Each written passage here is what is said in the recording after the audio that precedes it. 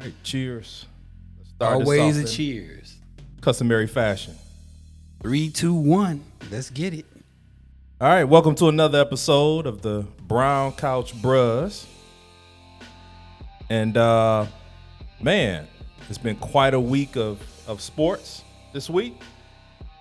Trying to figure out how this NFL season is going to go this year. So, any surprises for you? What do you think about the first week in NFL? Not too many surprises. I think that I was kind of shocked to see Arizona dominate Tennessee the way they dominated Tennessee. But other than that, I think that a lot of things were status quo. But for the first week, it's week 1, long season, 16 more games, so it'll play itself out. Yeah, it's a long season. I will tell you, same with me with Arizona. I thought that Kyler Murray looked like the top 5 quarterback in the NFL. And I'm not just saying that because he's on my fantasy team. I'm saying that because he looked pretty good coming out of that week. Little surprised at the Lions. I don't think they're going to win a game this year. But to show a little fight, I thought was important for the franchise. Well, they showed fight. They did show fight. Game was pretty much over with, but everybody is still a pro. So they finished it off to the end. They made it interesting. Hopefully the Lions win 3 or 4 games this year. Keep the draft position. Some great quarterbacks or some good quarterbacks coming out. So, but I was really impressed with Jameis Winston. I thought he played well with the Saints. I thought he controlled that atmosphere, especially in a site where he wasn't at home. It was an off-site because of the tornado that was happening in New Orleans or that had happened. I thought he played well. And, of course, Aaron Rodgers. And Aaron Rodgers is going to be Aaron Rodgers. He's 3-time MVP. So, like he said, it's only one game. Relax. Yeah, and Jameis Winston, he didn't eat up any W's, but he got him one. I mean, this is pretty huge for him. Coming off of sitting out last year with the Saints, and now as a starter to throw 5 touchdown passes, no interceptions, which that was a knock on him coming in, and his last stop in Tampa. But for him to kind of control that offense a little bit, and let's not get too beside ourselves, or let me not get too beside myself. That defense was hell of a. Come Sunday, and so he was starting with real good field position, I thought, and just didn't make a lot of mistakes. Was just he actually looked like a quarterback. I think they tailored down some things as far as what they do on offense, but you still got Alvin Kamara. The one thing I think Jameis Winston's bring to the table is the long ball. Drew Brees towards the end of his career, the last couple of years, he really couldn't throw the deep ball. So I think that element he brings back to the table. And the one thing I have noticed about Jameis Winston throughout his career, even at Florida State, he always had that leadership ability in the huddle. I think guys respect him. I think guys know this guy can win football games. Let's not forget, this guy threw for 5,000 yards one year. So it's not like he cannot play. He had a couple of bad years with interceptions and turnovers, but other than that, I think Sean Payton has him on the right track to be successful. Yeah. How about Stafford? Oh, man. Well, Stafford! You know what? I'm not going to hate on Matt Stafford. He was a good quarterback while he was here. I think in L.A., he has the opportunity to really showcase his skill set because he has more weapons. I think he has a better offensive-minded coach. And I think he definitely has a better defense. So with that being said, I take my hat off to Matt for week 1. And I have him on my fantasy team. So I always thought Matt Stafford was a good quarterback here in Detroit. Did he show the leadership qualities off the field that we expect to see from a guy like him? No, but neither did Barry. Neither did Calvin, really. But, I take my hat off to him. He had a good week. He on my fantasy team, so I definitely wanted to keep it going. But I think he played great. Yeah, I think the interesting thing about that is, some guys are put in a position to be leaders and have those expectations I mean, he's was a number 1 overall pick, I believe. Was he number 1 overall? Number 1 overall to Detroit? Number 1 overall to Detroit. Number 1 overall to Detroit. They're expecting him we were expecting him to turn the franchise around and be a big-time leader, a big-time player for a team that's just been terrible. Hadn't won a playoff game in over 50 years. And I think that level of expectation, not everybody can live up to it. Not every player is going to live up to that. And I think Matt Stafford is now in a position in the franchise, on a team, that he doesn't have to do that.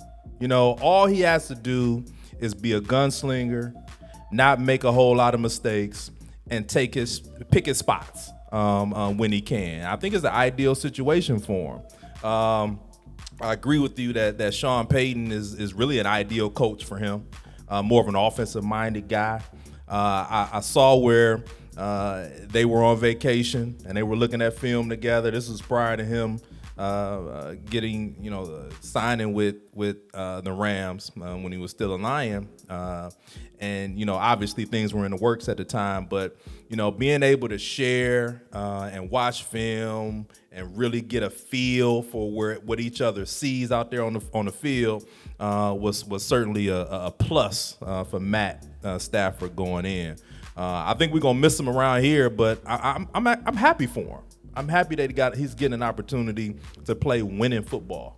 And not only you mentioned something about him and the coach meeting in Cabo. I think that's where they met at. Yeah, that's where it was. I don't think a coach that he played up under in Detroit has ever done that with that guy.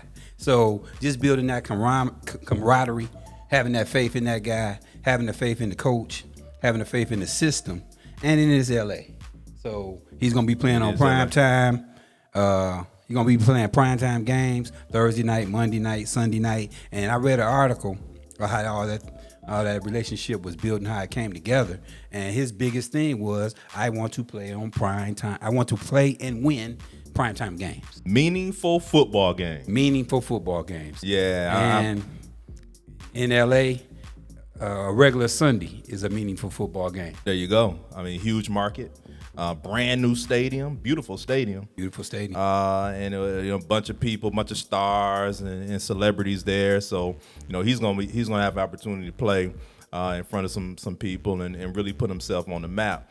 Hopefully, this gets him, the all pro looks that he should have had here in Detroit. I mean, he was the best player we had for pretty much every year he was here, other than the years that Calvin broke records and was an all-pro himself.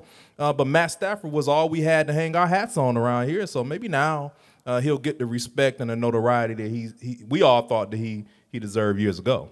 You mentioned it earlier. He's in a position now with better players, better scheme. So a lot of the pressure that he had here in Detroit to make us just playoff contention-wise, he has that help in L.A. He has a Hall of Famer in Aaron Donald on the defensive side of the ball. Monster. He has a all-pro corner in Jalen Ramsey on the defensive side of the ball. Monster. Something he never had here in Detroit. He has an offensive-minded coach. He has a Hall of Fame left tackle. So he has weapons. He has everything that he needs to be successful. All he has to do is go out there and play like he played the other night. And even if he has down days, which he will have, he has the supporting cast that those L's that he was getting here will be W. Yeah. And let's not underestimate this. Matt Stafford's wife never wanted to be in Detroit. I don't think she wanted to be in Detroit either. I think she's from Georgia also. And, the guy made over $200 million. So I think she kind of took a back seat to that. Yeah, well, after the money is made, Detroit, L.A., palm trees, snow. Which one would you take? And oftentimes, we underestimate this, the wives and the families and kids. That plays a factor in where guys go and where they decide to play, particularly when they're free agents or they demand trades or situations such as that. Most definitely. Here, we as common folk here in Detroit, when we think about retirement, we think about Florida, Arizona, California, Charlotte, places that have, good weather pretty much all year round. So for the common athlete who makes millions of dollars, it's a no-brainer. Yeah, definitely. What about your fantasy football team? Hey, man, I'm 1-0 in both leagues, particularly the league we in together. Got a good roster, man. I got good players. I think this year I finally have some good depth. See, a lot of people don't realize what you realize, and guys who really know fantasy realize that, it's not the first 2 or 3 picks you get in your draft, they're giving picks. I mean, everybody's going to get good players. You build your draft through the 6th, 7th, 8th round, good depth, and I think I had that this year in my CBS Sports Line League and my Yahoo Sports League. Yeah, I mean, it's I started off 1-0. Got a victory this week. Huge day from Kyler Murray. Huge day from T.J. Hawkinson, the Lions tight end. So, we off and running. And we'll probably get a little bit more into fantasy football, maybe even dedicate a whole episode on fantasy football. That'll be good. We're avid players of it, and maybe we'll bring in our commissioner of our league to come talk a little fantasy. And speaking of the commissioner, his team is not that good. Well, yeah, you being generous. His team is terrible. It's terrible. But hey, he is the commissioner, so hey, But he's gonna be wearing the pink shirt. He's gonna be wearing the pink shirt. He's definitely gonna be wearing the pink shirt, and I can't wait to see that man's stomach in that tight pink shirt. But it is what it is. But look, huge weekend in the NBA in basketball. The Naismith Hall of Fame had its induction ceremony over the weekend. Some great notable ball players go into the Hall of Fame this past weekend, and just a great atmosphere. We're gonna really get into a couple of guys that have some huge Detroit ties, but some of the notables that go in. Paul the Truth Pierce. The Truth gets his induction into the Basketball Hall of Fame. You talk about a guy who's really been a prolific scorer at the 3 spot. Stuck with the Celtics pretty much his entire career. Had a couple of stints late with a couple of teams, but a true blue Celtic. Won a championship with that big 3 with Kevin Garnett and Ray Allen, and really led that group to a victory in 2008 over my Los Angeles Lakers and Kobe Bryant and the Los Angeles Lakers. Paul Pierce. Pierce, let me just say one thing about Paul Pierce. And I remember he was at Kansas. His game never changed, but it always got better. Yeah. He was one of those players that, from an athletic standpoint, you look at him and be like, this guy averaging 25 a game? Yeah, he's averaging 25 a game. And he made it look easy. He always, what I noticed about him, he always played the game at his own pace. He'll bop in and out, give you a little shoulder, and then rise up and shoot the ball over the top of you.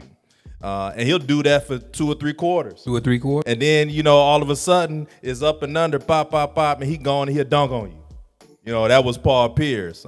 Huge accomplishment for him, obviously, but a great competitor. Great leader, great captain. Yeah. Great leader. Leadership. A lot of people underestimate leadership. And when you're dealing with guys like Garnett, Ray Allen, Rondo, you need a guy that can bring all that together and still stay humble at the same time. Absolutely. And he was one of those guys. Paul Pierce was that guy. Chris Bosh. 6'11"? 6'11", man. Lefty. Georgia Tech. Lefty, Georgia Tech. Was a 4th pick overall in 03, that famed 03 draft. Came out with LeBron and Darko. Melo. Came out with Melo and those guys, man. Chris Bosh, coming out, I thought he was a bit thin at the 4 position. But what he did was he used his assets, his quickness, his length, his athletic ability to really, dominate for some years out there in Toronto before he became a member of the Miami Heat. He did a lot in basketball. A lot of people don't realize that at his size, and like you said, with the frame he had, he dominated at his position for a decent amount of time.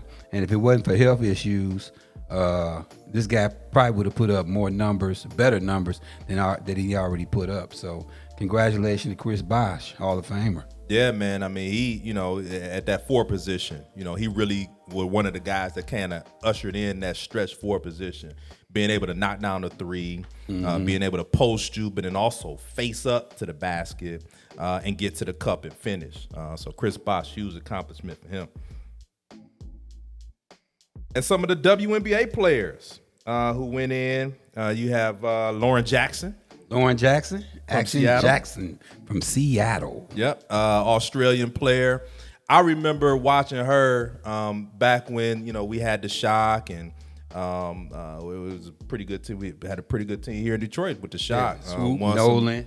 Won some WNBA titles. But Lauren Jackson used to give post players fits. One of the few foreign players who would come in. Can give it to you on the outside, shoot the ball, put it on the floor, get to the cup, post you, face up, back to the basket, and strong as all get out, and give you everything, man. Lauren Jackson's in the hall. In the hall. Special place to be in the hall. They just came out with a WNBA top 25. She was on that list, so that's something special. Oh, yeah, top 25. And then Yolanda Griffith. Her game was one of those games where you can just sit back, watch, relax, and say, "Oh, okay, yeah, she's going to get her 25." Just pencil her in for a double-double. Double-double, 25 and 12. Double, man. And she was heck of a player. And it's good to see the Hall recognize our WNBA players, women who have really been putting it down for a long time. So, yo, Griffin. Bunch of coaches go in.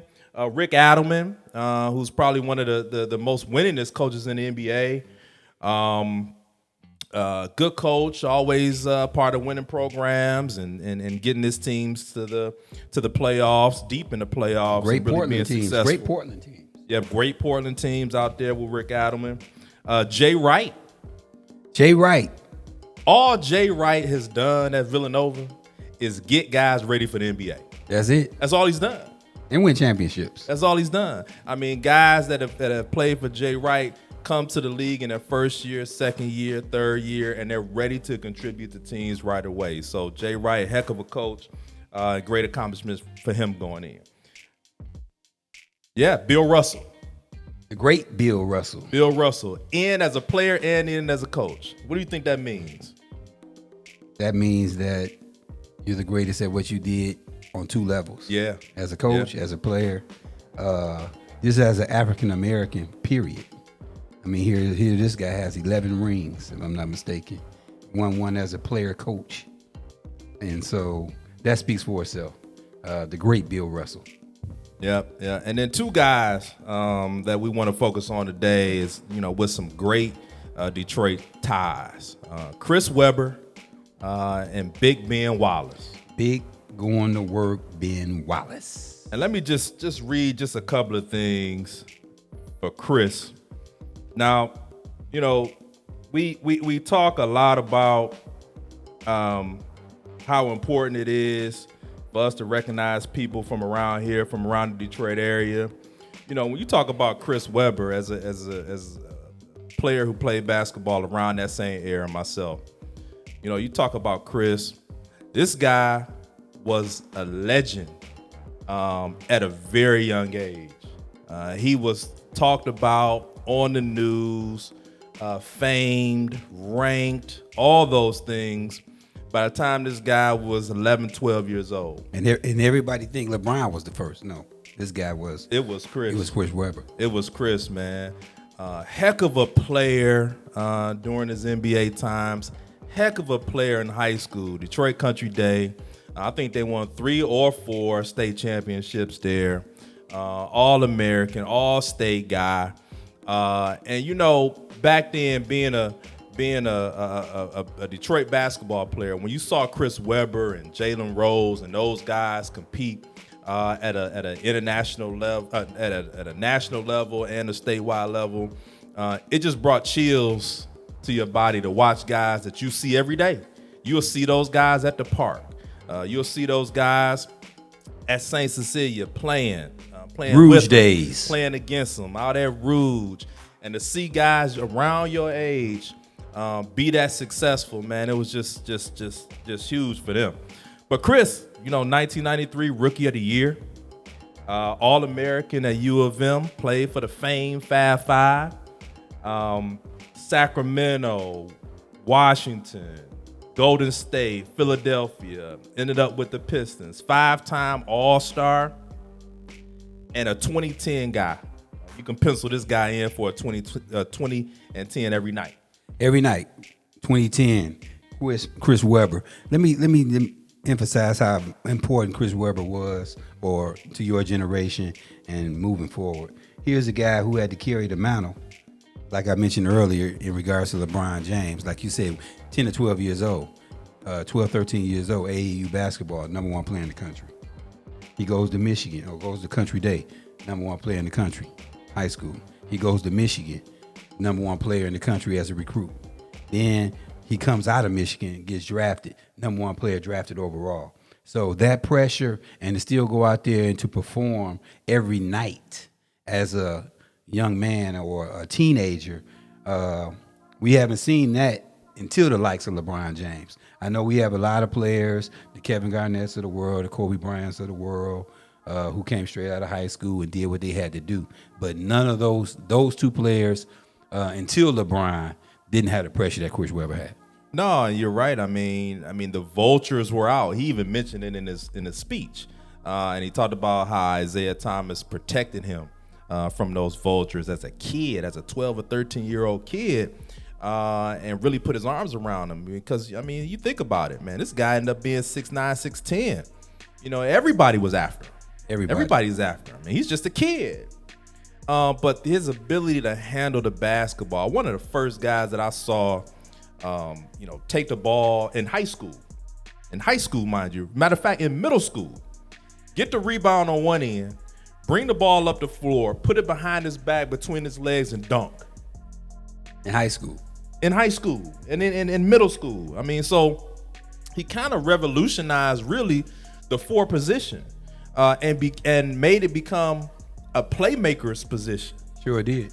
So now you see guys at that four position, at that power four position, they're playmakers now. Super duper strong, athletic, had all the swag in the world, extremely confident on the basketball floor. Just a proud son of Detroit. Proud son of Detroit, because in his Hall of Fame speech, he always did the customary "What up, doe?" And then, anything about Detroit, you say "What up, doe?" Everybody know you're from the city of Detroit. But the one thing he said in the past, he didn't say it in his Hall of Fame speech, but he said guys like Derek Coleman, Doug Smith, those big men that he idolized coming up here in the city of Detroit. Like you said, pass, dribble. Big man had to be able to pass and dribble coming out of the city of Detroit. He was one of those guys that didn't really need to play with his back to the basket because he can put the ball on the floor. So once again, when he was at Michigan, they had no problems with him bringing the ball up the court because they knew that he had that skill set. And the one reason he had the skill set is because those guys he mentioned. Yeah, and they allowed him to play free brand of basketball, and then pigeonholed him until playing with his back to the basket. And look, you're gonna be a post player. We're gonna dump it down into you, up and under, drop step here or there. No, they let him play. Steve Fisher let those guys play. And I don't know that he would have gone to Michigan had he not known that was gonna happen for him. But just a tremendous speech he gave. Great I really speech. like the way that he talked about what his upbringing meant to him, his parents, watching his dad get up every day and go to work at the plant, watch his mom work a couple of jobs. She was actually a teacher. Working on her master's degree, raising 5 kids. 5 kids in the city, man. That's a hard job. And then not only raising 5 kids, Chris Webber was the oldest of those 5. Was the oldest of the 5. With doing that, trying to get his education at Country Day, and then being ranked where he was as the number 1 player in the country. Plus, I have 3 little brothers and a sister. Yeah. That, like he said, when Mama wasn't cooking dinner, I had to go in there and cook it. Yeah. So I know that's not a sob story because we have a lot of kids and a lot of people been through that here in the city of Detroit, but I take my hat off to him. Yeah, and I also appreciate about his speech too that he talked about, being more than just a basketball player. He's a huge black art collector. African American art. Huge reader. This guy's a well-rounded individual, and that's really what you want. Representing our city and representing basketball and athletes. And then had a pretty good career afterwards. And still having a pretty good career afterwards. On the mic.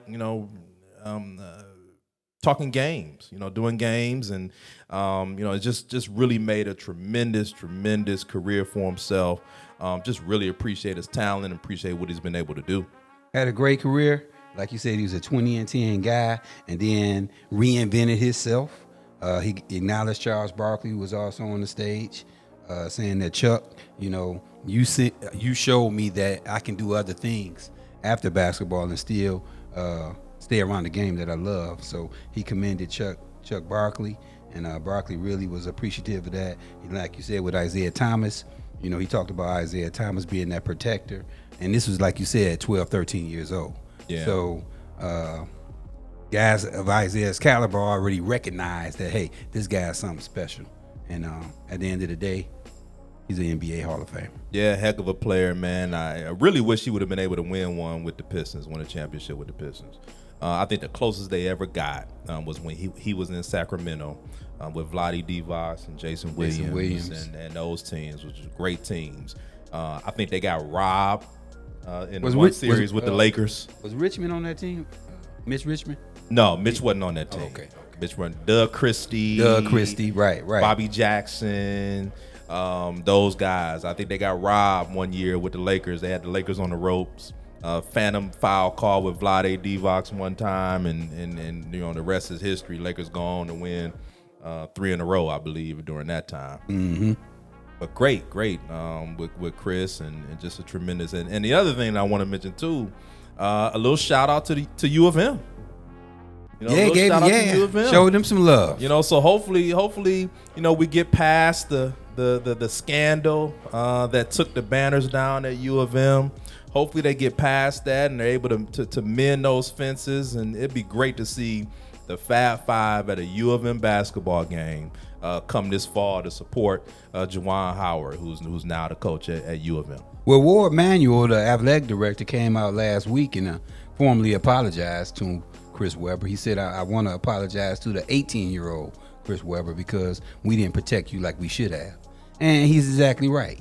Here you have a guy, and we all make mistakes in our lives, but the university didn't support that kid, because that's what he was. He was a kid. He was a kid. He didn't have that support that he should have had, and it lingered on to this day. But hopefully, like you just said, that the Fab Five will get back together. They do something for him at Michigan, hanging the banners back up, because they did change the culture. Man, those guys changed basketball. They changed basketball. Black socks, long shorts, ball head, cockiness, arrogance. Come on, man. But they backed it up. I mean, they didn't win a national championship, but when was the last time you seen 5 freshmen straight out of high school go to 2 back-to-back NCAA championship games? Yeah, and I think about that all the time, and it's probably the first time I cried over sports. when those guys didn't win a national championship, particularly the second one against North Carolina, which I thought they had that. And the infamous timeout and who called it and what did Chris hear, what didn't he hear, all of that is we'll put that to the side. But it's almost poetic justice that they didn't win it.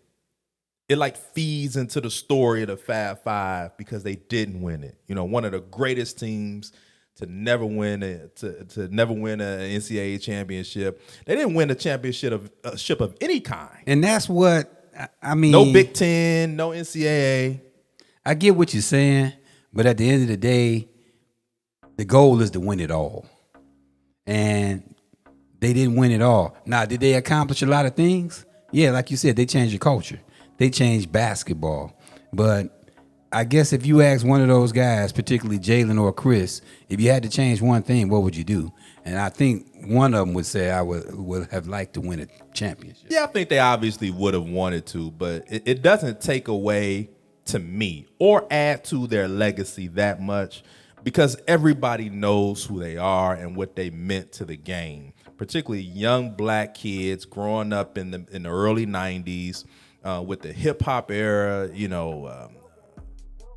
flourishing and blossoming, and to see guys play the game as if they're rappers in a cipher somewhere. I mean, that's kind of how they played basketball. That's kind of how they played the game. That's how the game was played back then. Yeah, so particularly with the Fab Five. Shout out to Chris. Ben Wallace. Big Ben Wallace. Ben Wallace. This guy, undrafted, HBCU, baby. A defender. A throw-in. Wanted a throw-in to a trade to come here. Was out in Washington, actually with Chris Webber with the Wizards. And Jawan, huh? And Jawan at one time. But a 4-time all defensive player of the year, on the all defensive team, led the Detroit Pistons to a championship in 2004. Ben Wallace embodied Detroit when he played basketball. Embodied Detroit, and not only that, if I threw these numbers out at you, 6,254 points, average 5.7 points a game. Yep. 10,482 rebounds, 9.6 a game. 2,137 blocks, 2.0 blocks per game. Those are not Hall of Fame numbers. But in the context of who we're talking about and what he brought to the table and the standard he set for himself, for the Detroit Pistons, and for those guys who accomplish more around the NBA, he's a Hall of Famer.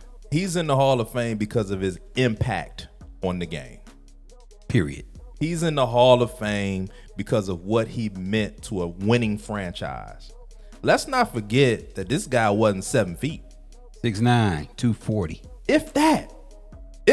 Ben Wallace was an undersized post guy on a team with a bunch of guys who were counted out: Chauncey Billups, Rip Hamilton, Rasheed Wallace, who probably was the most talented player on that team, Tayshaun Prince. You're talking about guys who, weren't highly touted. Just like we were just talking about the Fab Five, these were the unfabulous five. To a degree. I mean, these guys weren't, perennial all-stars, although they did make an all-star team all together. And they made some all-star teams as individuals once or twice. But these guys, man, these weren't all NBA talent. And for him, for that team to really accomplish what they accomplished, 6 straight Eastern Conference finals, went to the finals twice, won one, lost one to the Spurs, which is really heartbreaking in 05. Big Shot Bob sent us packing.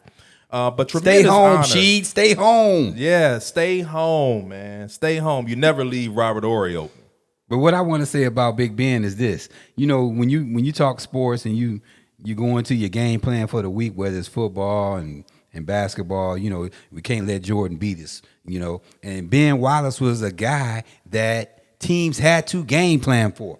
You cannot let this guy get 10 points and 15 rebounds and 3 blocks. Yeah, because we're not going to win the game. It was the energy that he brought. It was the energy that he brought to the game, and it's nothing to see.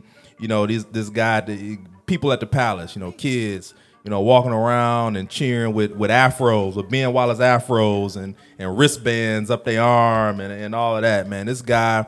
The impact that he had and what he meant to that Pistons franchise, man, was just unbelievable. And it's really good to see him get in the Hall. It's really good to see a guy like him coming from a HBCU make it to the Basketball Hall of Fame. Make it to the Basketball Hall of Fame out of a HBCU.